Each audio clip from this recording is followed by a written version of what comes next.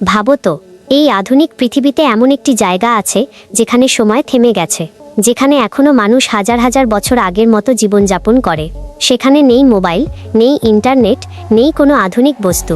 সেখানে ঢুকলেই তুমি এক অদ্ভুত এবং ভয়ঙ্কর জগতের মুখোমুখি হয়ে যাবে, এবং ভুল করলে হয়তো আর জীবিত ফিরে আসা সম্ভব হবে না। ভারতের আন্দামান সাগরের গভীরে লুকিয়ে আছে এক রহস্যময় দ্বীপ, নর্থ সেন্টিনেল দ্বীপ।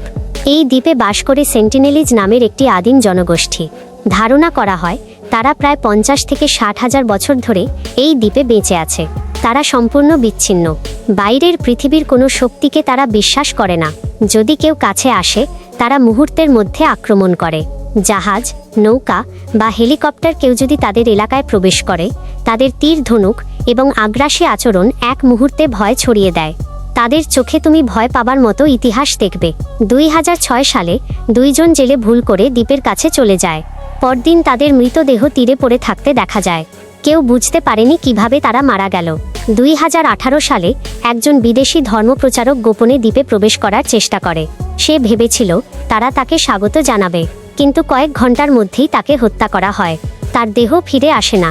ভারত সরকার এই দ্বীপকে সম্পূর্ণ নিষিদ্ধ ঘোষণা করেছে।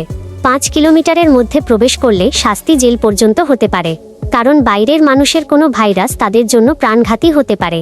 সবচেয়ে রহস্যময় বিষয় হলো, আমরা আজও জানি না তাদের ভাষা কি, তারা কিভাবে খাবার সংগ্রহ করে, তাদের ইতিহাস কোথা থেকে শুরু হয়েছে। তারা কি জানে পৃথিবী কতটা বদলে গেছে? তারা কি আমাদের মতো চিন্তাভাবনা করে? কেউ বলে তারা ভয়ঙ্কর, কেউ বলে তারা শুধু নিজেদের রক্ষা করছে।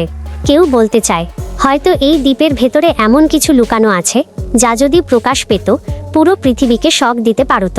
তাহলে তুমি ভাবছো, তুমি কি সাহস করবে এই নিষিদ্ধ দ্বীপে পা রাখার? তুমি কি জানতে চাও সত্যিটা? কিন্তু মনে রেখো, কেউ যা দেখেছে তার অনেকেই আর ফিরে আসেনি।